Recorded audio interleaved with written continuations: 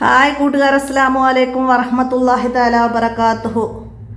Islamic educational ബോർഡിൻ്റെ കീഴിൽ 7ാം ക്ലാസ്സിലെ ഇംഗ്ലീഷ് മീഡിയം സ്കൂൾ മദ്രസയുടെയും ബോഡി മദ്രസയുടെയും ക്ലാസ്സിലെ വിദ്യാർത്ഥികൾക്ക് ഉപകാരപ്പെടാവുന്ന ഉലൂമുദ്ദീനിൻ്റെ ഒരു മോഡൽ ചോദ്യപേപ്പറുമായിട്ടാണ് വന്നിരിക്കുന്നത്. നമുക്ക് ചോദ്യങ്ങൾക്കൊക്കെ നോക്കി ഉത്തരങ്ങളൊക്കെ മനസ്സിലാക്കാം. ചോദ്യത്തിലേക്ക് കടക്കാം. ബിസ്മില്ലാഹിർ റഹ്മാനിർ റഹീം.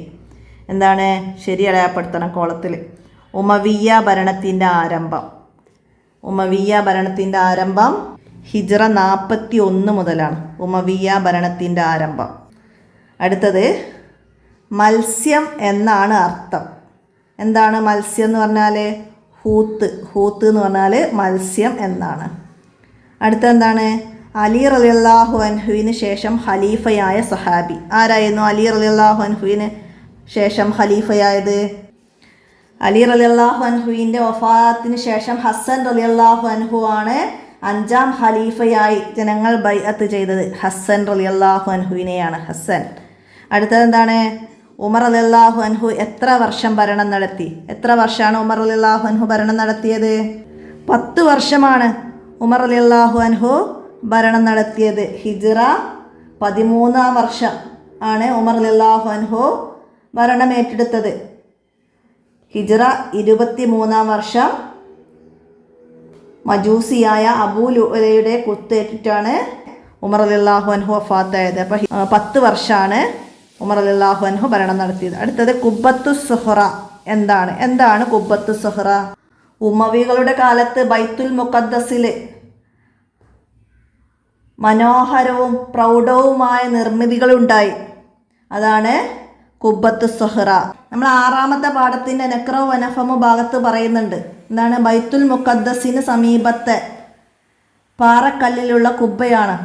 ബൈത്തുൽ മുഖദ്ദസിന് സമീപത്തെ പാറക്കല്ലിലുള്ള കുബ്ബയാണ്. നബി സല്ലല്ലാഹു അലൈഹി വസല്ലമ മിഅ്റാജ് ആരംഭിച്ചത് ഇവിടെ നിന്നാണ്. അപ്പം അത് മനസ്സിലാക്കുക. കുബ്ബത്തു സുഹ്റ ബൈത്തുൽ മുഖദ്ദസിലാണ് അതുള്ളത്. ഉമവിയ്യ ഭരണത്തിലെ 3 ഖലീഫമാരുടെ പേരെഴുതുക. ഉമവിയ്യ ഭരണത്തിലെ 3 ഖലീഫമാർ ആരൊക്കെയാണ്? ഉമവിയ്യ ഖിലാഫത്തിലെ ഏറ്റവും ശക്തനായ ഭരണാധികാരിയാണ് അബ്ദുൽ മാലിക് ബിനു മർവാനും പിന്നെ സജ്ജരിതരായ ഭരണാധികാരിയാണ് ഉമർ ബിൻ അബ്ദുൽ അസീസ്. അപ്പം Muawiyah bin Abi Sufyan, Abdul Malik bin Marwan, Umar bin Abdul Aziz എന്നിവർ മുആവിയ ഭരണത്തിലെ ഖലീഫമാരാണ്. അതിൽ ശക്തനായ ഭരണാധികാരി, പിന്നെ സജ്ജരിതനായ ഭരണാധികാരി എന്നൊക്കെ പറഞ്ഞിട്ട് നമ്മൾ പഠിച്ചിട്ടുണ്ട്. അപ്പോൾ അതൊക്കെ പേര് മനസ്സിലാക്കാം. 5ാം ഖലീഫ എന്ന പേരിൽ അറിയപ്പെട്ടത് ഉമർ ബിൻ അബ്ദുൽ അസീസ് എന്നിവരാണ്. അപ്പോൾ അതൊക്കെ മനസ്സിലാക്കുക. അടുത്തതെന്താണ്? അൽ ഖുലഫാ ഉർ റാഷിദൂൻ എന്ന് വിളിക്കാൻ കാരണം എന്താണ് കാരണം? അബൂബക്കർ റളിയല്ലാഹു അൻഹു മുതൽ അലി റളിയല്ലാഹു അൻഹു വരെയുള്ള 4 ഖലീഫമാർ നബി സല്ലല്ലാഹു അലൈഹി വസല്ലമയുടെ ചര്യയിൽ നിന്ന് അളവ് വ്യതിചലിക്കാതെ നീതിനിഷ്ഠമായ ഭരണം നടത്തി. അതിനാലാണ് അൽ ഖുലഫാ ഉർ റാഷിദൂൻ സജ്ജരിതലായ ഖലീഫമാർ എന്നറിയപ്പെടാൻ കാരണം. മനസ്സിലാക്കുക. അടുത്തെന്താണ്? അൻഅംത അലൈഹിം എന്നതിലുള്ളവർ ആരെല്ലാം? അൻഅംത അലൈഹിം എന്നതിലുള്ളവർ ആരെല്ലാമാണ്? ഫാത്തിഹയിൽ തഫ്സീറിൻ്റെ ഭാഗത്ത് പറഞ്ഞിട്ടുണ്ട്. അൻഅംത അലൈഹിം നീ അനുഗ്രഹിച്ചവരുടെ വഴിയിൽ. ആരൊക്കെയാണ്? നബിമാർ, സിദ്ദീഖുകൾ, ശുഹദാക്കൾ, സജ്ജനങ്ങൾ. നബിമാർ, സിദ്ദീഖുകൾ, ശുഹദാക്കൾ, സജ്ജനങ്ങൾ. അപ്പം അത് മനസ്സിലാക്കുക. അടുത്തെന്താണ്? 2 ഇലാഹുണ്ടായാൽ എന്താണ് പ്രശ്നം? എന്താണ് 2 ഇലാഹുണ്ടായാൽ? നമ്മൾ 7ാമത്തെ പാഠത്തിലാണ് പറയുന്നത്. എന്താണ്? ഇലാഹുകൾ എന്താണ്? സർവാധിപനും സർവശക്തനുമായിരിക്കണം. മറ്റൊരാൾക്ക് വിധേയപ്പെടണം എന്ന് പറഞ്ഞാൽ അയാൾ അശക്തനാണ് എന്നാണ് അർത്ഥം. അശക്തർ ഒരിക്കലും ഇലാഹാവുകയില്ല. അപ്പോൾ 2 ഇലാഹുകൾ ഉണ്ടായാൽ എന്താണ് കുഴപ്പം? എന്താണ്? മറ്റൊരാൾക്ക് വിധേയപ്പെടണം എന്ന് പറഞ്ഞാൽ അയാൾ അശക്തനാണ് എന്നാണ് അർത്ഥം. അശക്തന്മാർ ഒരിക്കലും ഇലാഹാവുകയില്ല. മനസ്സിലാക്കട്ടെ. ഉദാഹരണ സഹിതം നമ്മൾ പാഠത്തിൽ പറഞ്ഞിട്ടുണ്ട്. 7ാമത്തത്, ഒരാൾ മഴ വർഷിപ്പിക്കണം എന്ന് പറഞ്ഞാൽ മറ്റാൾ വേണ്ടെന്നും ഉദ്ദേശിച്ചാൽ മഴ ഉണ്ടാവുമോ? ഒരാൾ വിധേയപ്പെടണമെന്ന് പറഞ്ഞാൽ അവർ അശക്തരാണ്. അപ്പോൾ അശക്തർ ഇലാഹാവുകയില്ല. അടുത്തെന്താണ്? അള്ളാഹുവിനെ സൃഷ്ടിച്ചത് ആരെന്ന് ചോദിക്കുന്നവരോട് എന്ത് പറയാനാണ് നബി സല്ലല്ലാഹു അലൈഹി വസല്ലം പറഞ്ഞത്? എന്താണ്? നബി സല്ലല്ലാഹു അലൈഹി വസല്ലമ പറഞ്ഞു, നിങ്ങൾ പറയണം അല്ലാഹു തആല ഏകനാണ്, അവൻ നിരാശ്രയനാണ്, അവൻ ജാതനല്ല, ജനകനുമല്ല, അവനെപ്പോലെ ആരുമില്ല. എന്നിട്ട് തൻ്റെ ഇടതുഭാഗത്തേക്ക് 3 തവണ തുപ്പണം. പിശാചിൽ നിന്ന് അഭയം തേടുകയും വേണം. 7ാമത്തെ പാഠത്തിൽ തന്നെയാണ് അത് നമ്മൾ പഠിച്ചത്, മനസ്സിലാക്കുക. ഇനി അർ റഹീം എന്നതിൻ്റെ തഫ്സീർ. അർ റഹീം ഫാത്തിഹയിൽ നിന്നാണ്. എന്താണ് അർ റഹീം എന്നതിൻ്റെ തഫ്സീർ വരുന്നത്? അർ റഹീം സത്യവിശ്വാസികൾക്ക് പരലോകത്ത് പ്രത്യേകം കരുണ ചെയ്യുന്നവർ. അർ റഹ്മാൻ എന്നതിന് ഇഹലോകത്ത് എല്ലാവർക്കും കരുണ ചെയ്യുന്നവർ എന്നൊക്കെ നമുക്ക് മനസ്സിലാക്കാണ്ട് അവിടെ മനസ്സിലാക്കുക. ഇനി അടുത്ത എന്താണ്? ധാർമ്മിക വിദ്യാഭ്യാസം നൽകിയപ്പോൾ ഉണ്ടായ മാറ്റം. എന്താണ് ധാർമ്മിക വിദ്യാഭ്യാസം നൽകിയപ്പോൾ ഉണ്ടായ മാറ്റം? നമ്മൾ ഖുലഫാഉർ റാഷിദുകളുടെ ഭരണ പ്രവർത്തനങ്ങൾ, നേട്ടങ്ങളൊക്കെ പറഞ്ഞിരുന്നു. ഖുലഫാഉർ റാഷിദുകളുടെ ഭരണകാലത്ത് ഇസ്ലാമിക സമൂഹത്തിന് വലിയ നേട്ടങ്ങളുണ്ടായി എന്ന് പറഞ്ഞിട്ട് നമ്മൾ 14 കാര്യങ്ങൾ പഠിക്കുന്നുണ്ട്. അപ്പോൾ അവിടെ പറയുന്നുണ്ട് 14ാമത്തെ, ജനങ്ങളുടെ ധാർമ്മിക ജീവിതം എന്താണ്? കുറ്റമറ്റതാക്കി. വ്യഭിചാരം, മദ്യപാനം, ചൂതാട്ടം, മറ്റു കുറ്റകൃത്യങ്ങൾ എന്നിവയ്ക്കെല്ലാം അർഹമായ ശിക്ഷ നൽകപ്പെടുകയും ധാർമ്മിക വിദ്യാഭ്യാസം നൽകുകയും ചെയ്തതിലൂടെ ഇത് സാധ്യമായത്. ജനങ്ങളുടെ ധാർമ്മിക ജീവിതം കുറ്റമറ്റതാക്കി. അതെങ്ങനെയാണ്? വ്യഭിചാരം, മദ്യപാനം, ചൂതാട്ടം, മറ്റു കുറ്റകൃത്യങ്ങൾ എന്നിവയ്ക്കെല്ലാം അർഹമായ ശിക്ഷ നടപ്പാക്കുകയും ധാർമ്മിക വിദ്യാഭ്യാസം നൽകുകയും ചെയ്തതിലൂടെയാണ് ഇത് സാധ്യമായത്. അപ്പം മദീന മുന്നോട്ട് വെച്ച മൂല്യങ്ങൾ എന്തെല്ലാം?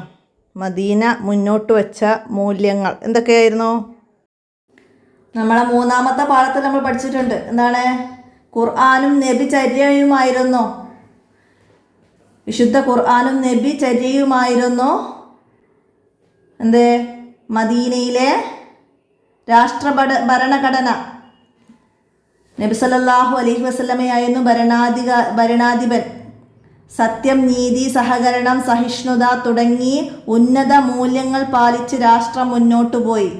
അപ്പോൾ മദീന രാജ്യം മുന്നോട്ട് വച്ച മൂല്യങ്ങൾ എന്തൊക്കെയാണെന്ന് വെച്ചാൽ സത്യം, നീതി, സഹകരണം, സഹിഷ്ണുത തുടങ്ങി ഉന്നത മൂല്യങ്ങൾ പാലിച്ചുകൊണ്ടാണ് രാഷ്ട്രം മുന്നോട്ട് പോയത്.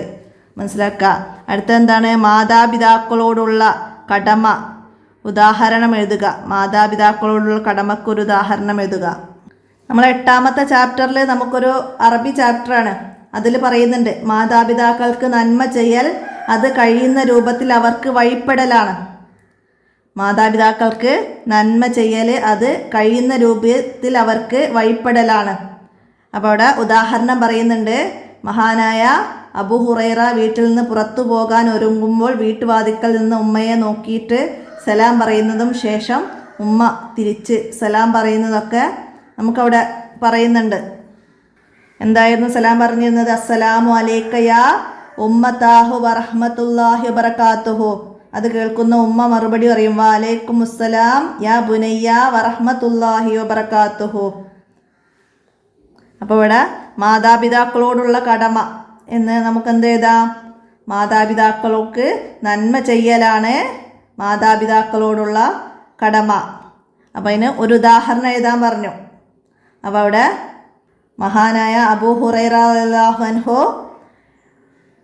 ഉമ്മ അന്ധയായിരിക്കുന്ന സമയത്ത് ഉമ്മയെ ടോയ്ലറ്റിലേക്ക് ചുമന്നു കൊണ്ടുപോകുമായിരുന്നു. അവരെ അവിടെ ഇറക്കുകയും ചെയ്യുമായിരുന്നു.